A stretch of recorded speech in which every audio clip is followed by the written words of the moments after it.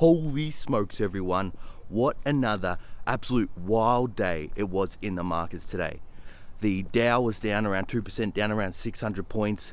The S&P fell around 3.5%. The Nasdaq down over 4%. And the crash we've all been waiting for has finally begun. And that's a key word here, people. This is just the beginning. I think it's going to get worse. I'll go over. Oh, there's a big dog there. It's trying to get me. Oh, okay. All right. We just made it out of that life-threatening situation. Okay. Like I was saying, I think this is the only beginning of what could be a much, much worse crash coming. Now, let me explain why. And we're going to go over, everything that happened today in the markets and then give you a positive message at the end, because remember, there's always opportunities throughout every crisis. So, and that sun's really bright, I block it with my head there. Yep, there we go. So, we're down now around 26% with the Nasdaq. So the Nasdaq is officially in bear market territory. Now, the main index I'm watching is the S&P 500. Now, that has held up and the Dow Jones has held up a bit better. Year to date, the S&P is only down around 16%. Now also what is happening in the markets is we're not just seeing stocks fall. We are seeing absolutely everything get decimated right now. We are seeing gold and silver, even them, more specifically gold, which is normally a safe haven. Even gold's getting sold off. I was down around 1.5% today. Silver's down to $21 an ounce. Like I said, guys, that's a lot more speculative. It's a lot more risky, but I'm just talking about the paper markets here. The physical markets, that's a topic for another video. Also, bonds. More recently, they have been selling off. The 10-year hit a yield of 3.2%. That is absolutely crazy, everyone. And like I've been warning, anything up to 3%, yes, it'll be bad for the markets, but it won't be that bad. But I've been saying once we go above 3.5%, that's when things are really going to start worrying me. And we're getting close. Now, we had a bit of a reversal in the yield today because I think people saw a buy the dip opportunity maybe with bonds. Maybe they are thinking that inflation, the data we're going to get on the 11th, is going to inflect down, and the Federal Reserve is maybe going to U-turn, which I'll go over that later in the video. See if I can get out of this bright sun here. It's way too bright. Okay, that's a bit better. And they probably think, bond traders probably think the Federal Reserve is going to U-turn if the CPI data on May 11th goes down. Now, like I said, I'll get into that later in the video. I do think it probably will go down a bit, but more on that later. Now, something huge that's happening right now is in crypto. Now, Bitcoin hit 30,000 today, and like I've been talking about, everyone, I think Bitcoin's going sub 30,000, and I wouldn't even be surprised if it went to 25 to 20,000. Now, my plan, and like I've been telling you all along, I'm waiting for that to go sub 30,000 for me to start buying again. And I'd really like to see 28k, which would be a new low since this recent peak last year in November. That would be a new low for us and might be a good short-term buy opportunity. And again, with all these times that I'm buying in the markets, I'm not trying to buy the bottom. I'm just trying to get a good range of where the bottom may be, because I'm telling you now, nobody will be able to time the bottom exactly, and they won't be able to time the bottom consistently. They maybe get lucky, they dollar cost average it every day. Of course, they will probably buy the market, but you're not buy near the bottom with a good chunk of your portfolio. And like I said, previous videos, even though I've gone 40% in the markets, I've still got 60% cash on the sidelines, ready to buy these opportunities. So that's what's going on with crypto. And also, if you're looking for a safe, secure way to trade cryptocurrency, trade Bitcoin, The channel sponsor FTX, you can check them out. You can use my code in the description, code MICHAELCOWAN. Instead of paying crazy high fees, you can actually earn free cryptocurrency for every trade over $10. So check out that link in the description. Now, getting back to the stock market, and are we near the bottom? Okay, and is the crash going to get worse? Now, what I've been waiting for, and people, this may seem negative, talking about all these crashes and the market's wanting to crash. This is what we need. The only way really the Federal Reserve can fix this is just by letting the markets correct on their own, okay? Not trying to keep intervening, not trying to kick the can down the road. It's kicking the can down the road for all these years, which has caused this crazy bubble. Now, the only way they can fix that is just by simply letting it correct, okay? And by lifting interest rates above neutral, back to a more normal level, okay? Now, what I've been telling you guys, what I've been waiting for is the S&P to go sub 20%, down 20%. I want us to be in a real bear market, okay? This is just the beginning of the bear market. I'm looking at comments on YouTube just to kind of get the retail sentiment. Now, normally what I do to see how bad things really are is I go to bullish channels that pump a lot of stocks, that are always bullish no matter what. Their viewers are bullish no matter what, just to see where we are in the sentiment.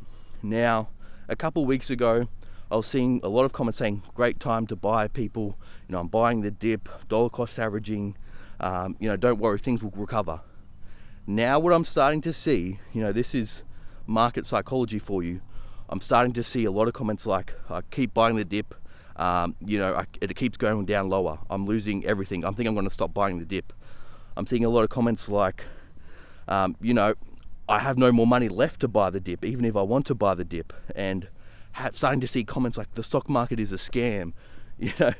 What people have to realize about the stock market, a lot of people started investing in 2020, and all they saw was, stocks go up 100, 200, 300%. And now they feel like they're entitled to those gains. People, the stock market we just had, for those newer investors, was completely unprecedented. We'd never seen something like that, for decades. So the stock market's not going to be like that all the time. Normally it's very boring, maybe be up 10 to 15% or down 5 to 10% per year, okay? And I think a lot of these investors, they felt entitled to these gains, and now that it's not going up, they're like, what, this is a scam? No, people, you invest in these markets, you can't just enjoy the upside and not suffer the downside, okay? That's just part of being an investor. So, will things get worse, okay? So that's the first thing I'm seeing, market psychology. Starting to see people start to switch, actually bearish, people that were bullish. Now some people can say it's an indicator to say we're getting close to the bottom, and I agree, but I'm only starting to see this sentiment now. We need that sentiment to stay for a little longer. Now, the elephant in the room, inflation and the Federal Reserve, okay?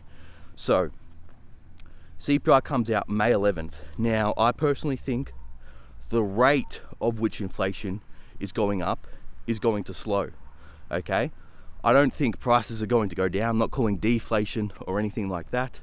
All I'm saying is this rapid price increases we're seeing of CPI 8.5% and real inflation 16%, 17%, maybe even more, it's going to slow.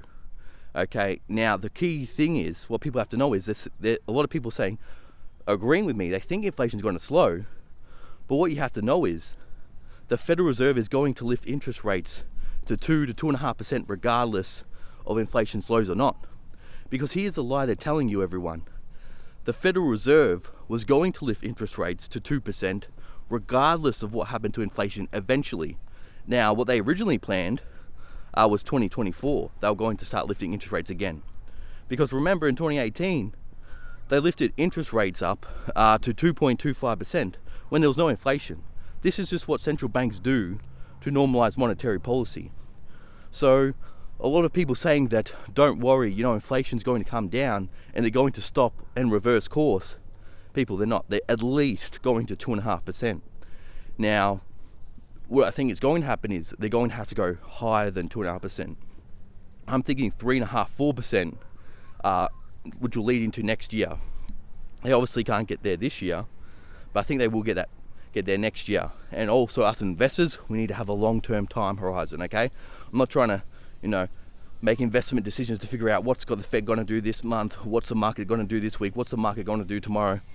I'm looking, when I make investments, I want to invest for at least a 5-year time horizon, okay?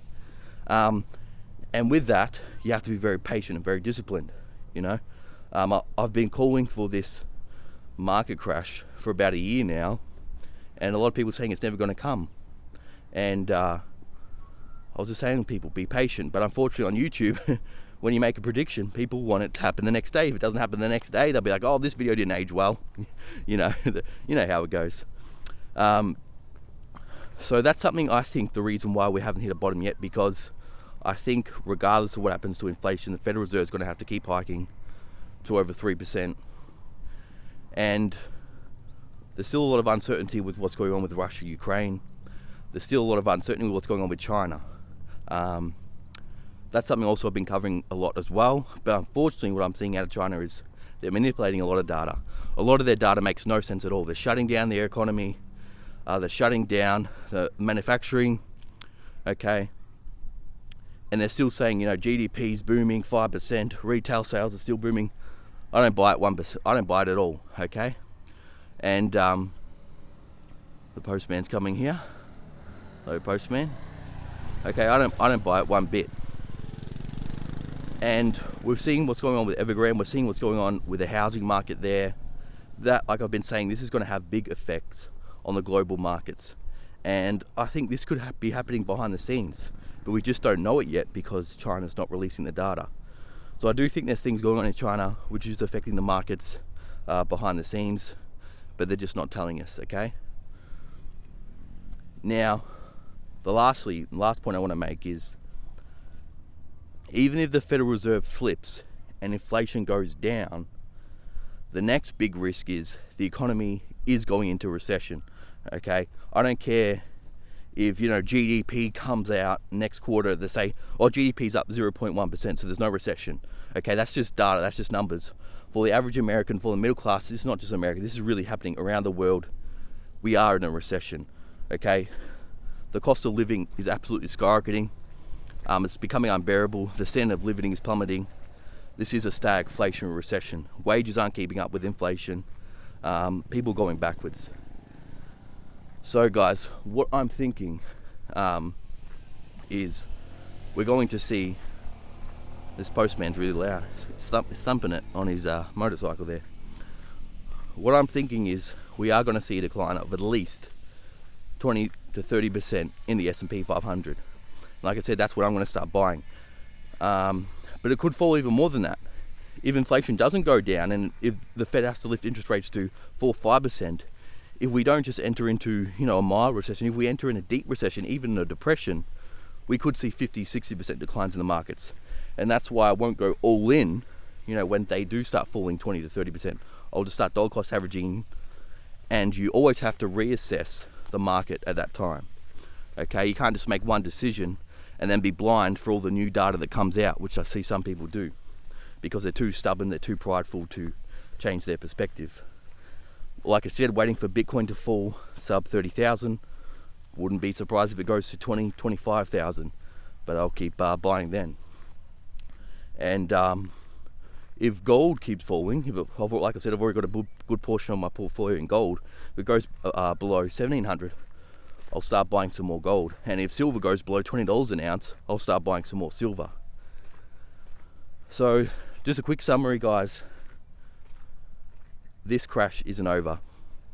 If inflation doesn't go down, if the Federal Reserve keeps hiking rates above 3.5%, I think we'll see, like I said, up to 30% decline in the S&P. Bitcoin sub 20,000. And even if the Federal Reserve flips, well, then I think no matter what they do, they can't pump money into the markets. They can't do QE. They can't lower interest rates because inflation's too high. And the next big risk for the markets is going to be the economy falling into recession, and maybe even depression. So that's just my thoughts, guys. What do you think about this? Let me know. Thanks for watching. I'll see you in the next video.